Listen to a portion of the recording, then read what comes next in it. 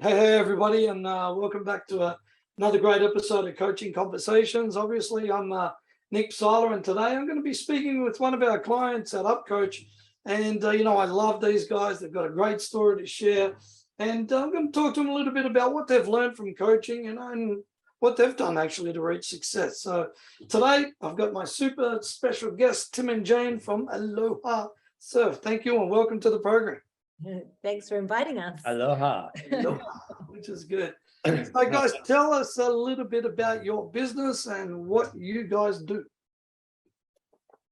We make the world a better place. You do make the world a better place. We sell natural endorphins. Yeah, man. We basically have a surf store. We've owned it for 30 years. It's in the heart of Manly, which is a beautiful place on the beach of Sydney. And it's pretty much a institution in the way that it's, like we've had the business for 30 years. We're very well regarded in the community. We love surfing. Well, I love surfing. I like both. You do? Sure. Do you surf, Jane, by the way? Or no? I have nothing to do with surfing. No, that's Loves it when I go surfing. I she love gets it. peace. Yes. Yeah, man. Yeah, exactly. Well, you get peace too, right? So, That's right. Exactly. That's right. and 30 years is a long time in business. It's actually, Dan Sullivan said, if you want a really great business, it's 25 years. You guys have gone past that, which is awesome. Why did you get into this? What was the inspiration for it? Surfing for a proper surfer, it's kind of like my religion, really. It's what I love to do. It's it's where I feel my happiest. And a little job came up at a local surf shop, and then I happened to get the job. And once I was in there, I just went, this is me. I can do this. I love talking to people. I'm a bit of a salesman. Yeah, that's funny, right? Yeah, it's interesting. I mean, when I was playing a lot in bands and music and teaching, I got a job teaching and I got a job working in a music store. That was my religion. You've hit the nail on the head. It's people just don't get it. I try to tell people I haven't worked today for a long time because I love what I do every day. And to me, it's not work. Some people work is like going and breaking your back on something that you hate doing. You just, and not even if you're breaking your back like you did. But last time I caught the train to the city because I had to go and do something, and I was like, people were packed like sardines, and I'm like, most of these people are going to work.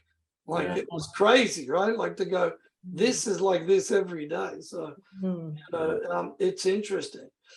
Question for you guys, and from a client perspective, who do you think the client is today, and how has that changed over time?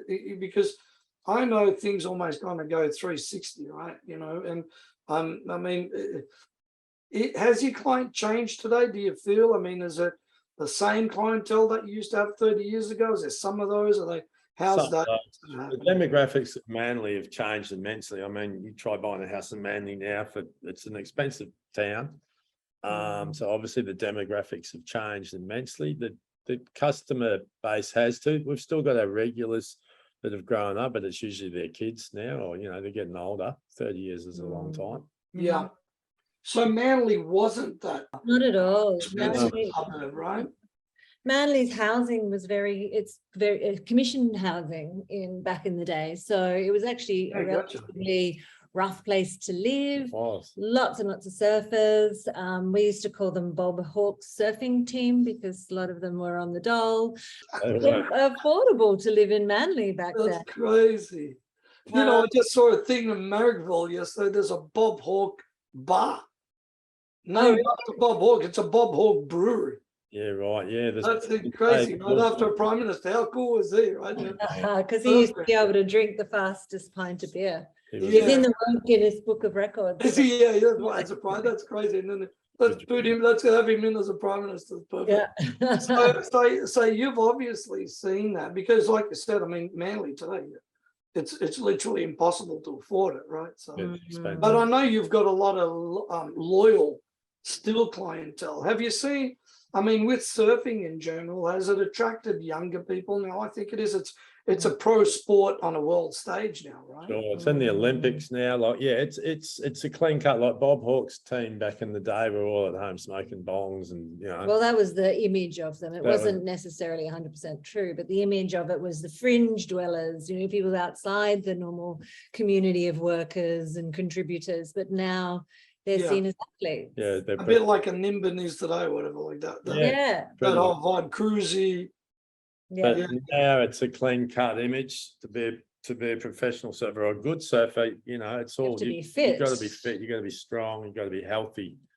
Yeah, you can't be smoking bongs. You can't. Yeah. Or drinking and partying and all that. Right? Well, you're right. I mean, look at some of the athletes. They look like Iron Men or Iron Women. They're very fit. And I think it's that image too. And because it's gone from a local cruiser, whatever, hey, shun the media, to now it's like world stage. Yeah. I need to be on camera to do that, right? Mm. That's interesting. What do you think, some of the toughest things to do with in your business have been? Yeah, just surviving, moving with the times. I think COVID in particular was the year of, that was the change, the pivotal moment when the consumer just realized, well, half the time they weren't allowed to go into a store anyway. So they just got their little phone and just started going, oh yeah, I'll get one of those, thanks. And then 5 minutes later it's there. So it really changed everything to being more proactive online. Yeah, good. So it's almost like people are looking at us more online and then, coming to the store if they want to buy. Yeah, for sure. I mean, it's easier to find a park on your phone than it is out the front of Aloha Manly. Yeah, I'm with you there. Right. Absolutely. Yeah. Do you think also, just buying habits feel a little bit different for you guys? I mean, it's interesting, the type of crowd that you attract, I think would have been the touchy-feely, I've got to try on the wetsuit, I've got to, kind of touch the board and feel it. And there's elements of that because of the type of product it is, obviously. But I think it's starting to change, right? Where people go, cool, I've got confidence that if it doesn't suit, I can replace it. Oh, the quality of the merchandise is so much better these days. Like, it evolves every year. That it's a multi-million-dollar industry. So if you're a medium or whatever, you pretty much guaranteed that if you buy a wetsuit, for example, online and you're a medium, it's probably going to fit you really well. Whereas 20 years ago, they were working out the sizings and things like that, and the rubber wasn't as flexible and things like that. So it is a lot easier to buy it online now. But I think the biggest difference is 30 years ago, our store, we were the rulers and there wasn't much competition, but then everybody just jumped on the bandwagon and now there's competition everywhere. That's just... That's interesting. Kind of leads me to, how do you deal with stress and problems that pop up? And as I was reading this question, I was thinking about it, saying, also you guys as a couple, what's that like to work together? Jane, I'd like to hear your side of it because we've got a lot of couples that... So it's pretty No, good. cheer, go surfing more. Yeah, exactly. We have traditionally tried to split our roles so that we were not treading on each other's toes. So I have really nothing to do with the sales side of things, and Tim has pretty much nothing to do with the financial side of things, apart from the spending of money, which we've had to put some ropes around him of late. And that worked as a relationship for quite a good period of time. We had our child, we had our kid, I did more study, etc.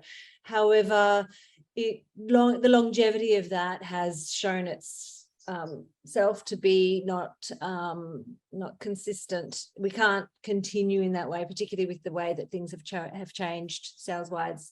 So we've had to readjust the way that we work together, and encroach on each other's environments more. And well, in particular, by getting you on board.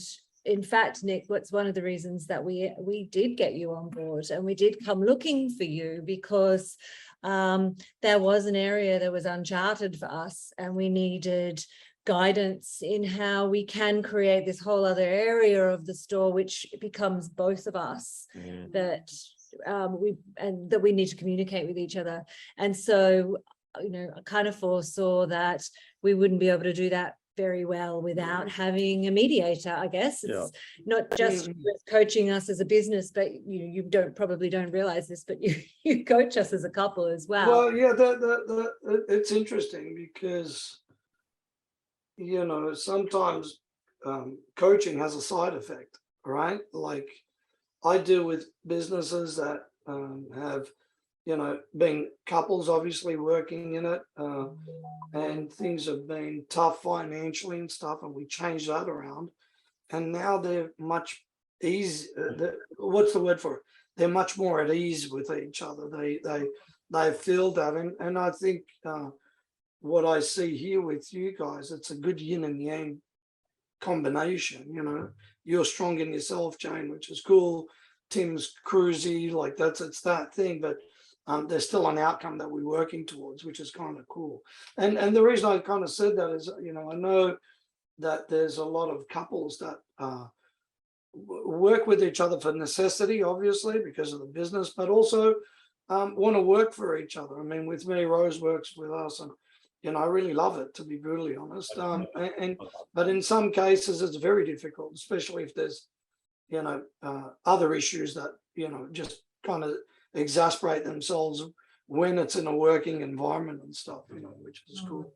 I suppose I wanted to ask you kind of, well, you know, you answered a little bit of the question, but I wanted to ask a bit more about what else has kind of been good of working with a coach for you guys. Yeah, just you're the mediator. You know, we've always had ideas and things like that, but when I say something, it's just human nature, and you say something, it doesn't always. When you say something, we work. Well, it's like we're working as a team, really, all three of us, and we nut it out. And three heads are better than one. Oh, you give us direction, because you know, you can sort of get rid of the bullshit, really, and just go, okay, these are the things we need to do, and we can trust it. Because so for example, if I came up with any of the ideas that you say, okay, we need to put this into place, it would get questioned, and it would be, I mean, it still gets questioned, but I can now say, yeah, but Nick said we have to do it. So. No, so you're the bad cop. Yeah, I'm the bad cop. I'm the make it happen cop. Yeah, that's it. Yeah, you're the make it happen. Yeah. That's interesting. I mean, you know, it's and this is what I try to tell people, especially people that are going to watch this interview. I think sometimes it's not that both of you can't get to the ideas or whatever. I think sometimes it gets lost in translation, and there's nobody keeping you accountable every week to go, hey, what's going on here? And that's the energy that I felt like I needed to bring for this, to be able to go, all right, you know, there's a lot of shiny stuff. Let's just stick to the stuff that we need to, and now we'll start to see. You know what I mean? Which is cool. Just a question for you, like, what would you say to somebody that sort of needs help, but's kind of hesitant a little bit to ask for it, you know, like around coaching and stuff? Because there's a lot of dilemma with people like that. They know that they need it, but they're a bit hesitant about something. And obviously there's cost that comes with this and all the rest of the stuff. But I'm wondering for you, how, you know, if you guys were hesitant, or if somebody else is like that, what would you kind of say to them around it? You know?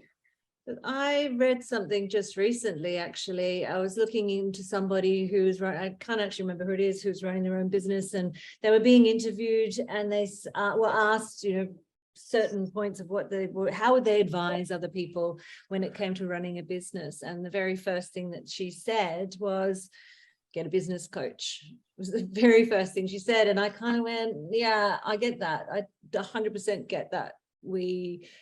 That it's something that can give you a scaffolding or a framework, regardless of how long you've been in existence, because without framework, you can feel scattered and not know where your priorities should lie, because you've got so many things to do. Yeah.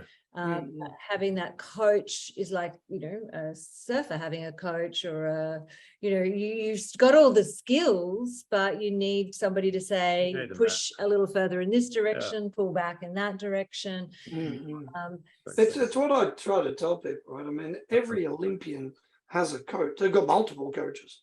Yeah. Every top athlete, every top sporting team, every top business, every top, you know, astronauts have coaches. Like you like it's like that, you know. So I try to tell people it's not, because some people I think feel like, yeah, it's like my dad. He never used to ask anybody for directions ever.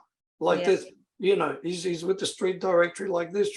And I'm like, dude, it's okay to ask a question. Like, you know, with me, I ask for help if I don't know it. I feel that there's somebody already that's an expert in it that could show me how to do it easy. Might as well, like, you know, but some people feel like they failed if they ask for help. Where actually, I think it's the other way around, right? A lot of people do, but like what coaches do, and you do, Nick, you work with our strengths. You have to use your strengths. That's how you get there. But all your weaknesses you have to improve on, and that's where a coach comes in and goes, look, you're not doing this, you're not doing that, you're not doing that. With athletes or businesses, whatever. And if you can keep your strengths and increase your weaknesses, then you've got a much better. Well, improve your weaknesses. Yeah. With your weaknesses, then you're just going to have a better result. So basically. But you know, so you're good at that, Nico. That's your job. I mean, there's probably a lot of shonky dudes doing what you do, though. To be honest, well, there's a lot of them in every industry. There's always a shonky salesman. So you know, obviously, you have to do a little bit of homework and go with your gut feeling, which is what Janie was the homework. Yeah, definitely. And it's been fun. Yeah, and honestly, at times we've kind of gone, you know, this is not that hard. We could do this ourselves, which I'm sure you know would be anyone's mind would come across, like when you go to a market. Of course, you're a business owner already. Yeah, of course. Exactly, right? Exactly. So, you know, like I think about when you go to a market and you see something that somebody's made and you go, yeah, I could do this. The thing is, though, you don't go home and do that. You know? Good point. Yeah. You go for a drink at the bar and go, oh, What the hell? Yeah. I'll make these cocktails when we get home. No, you won't. That's funny. Yeah, that's a good point, right? Well, that's a really great point, because a lot of the times, and this is what happens with businesses, our business owners, be inclusive. There's 1,500 priorities that you need to do, but which one do you do first? Where do you concentrate? And that's, I suppose, what we do is just keep you on. Yeah. And obviously you get paid, Nick. So of course, when we're paying you, it makes us want to do it too, because we're well, that's a great point. Yeah, exactly. Yeah, if it was for free, you wouldn't take it as I wouldn't listen to you. I'd be like, yeah, what? You know, that's exactly right. My advice is free, so no one. That's funny. Yeah, listen. Your advice is priceless. Yeah, priceless. Very good. You position you perfect, Tom. Yeah. Two more questions. What's the ultimate goal for you guys in the business? You want to go first? No, I answered the last question. All right. The ultimate goal is to grow stronger, bigger, more successful, to eventually be able to step back and go, hey, this is an amazing business. Someone can come and take it over. We've got all the systems in play. We've had a great innings. We're going to tap out. We might not ever completely tap out. And go surfing. There you go. We've done all the hard work for you little buggers. Take over and enjoy the ride, because it's a fun industry. And absolutely. Yeah, you know, stay. That's what we want to do. But we'll always be part of our heart. You know what I mean? But to have everything in place, the skeleton and scaffolding, the processes all in place so that someone else can do it. All the cool stuff we're working on right now. Right? Exactly. Cool. To go out in style. To go out in style. One more thing. What do you love to do when you're not working other than surfing? What's your thing, Joan? What do you like doing when you're not working? I like my girlfriends. I like markets. I like walking. I like reading. Reading? Yeah, that's your thing. Yeah, and I generally like to study as well. Gotcha. Like to use the ticker. Yeah. How about for you, Tim? What is it, man, other than surfing? I mean, I love surfing. I love traveling. I love time out. I love exercising. But you guys like music too, right? I love music. Mm. I love music. Yeah, Yeah, yeah, we love it too. I love music. Yeah. I We I like chilling out. Actually, chilling out, turning my brain off, hanging out with the family, Yeah, watching shit- all the good stuff. shitty Right? TV, and having a glass of wine and just chilling out. And Yeah, perfect. How can anybody get in touch with you guys if they're after, cool surf gear, skate gear, all of that stuff? What's the best way? they can just check our online store, alohasurfmanly.com.au. They can give us a call. They can come in and say good day and say that they've watched us, and we will be stoked on that. Yeah. And we'll give them Absolutely. the best they've ever seen.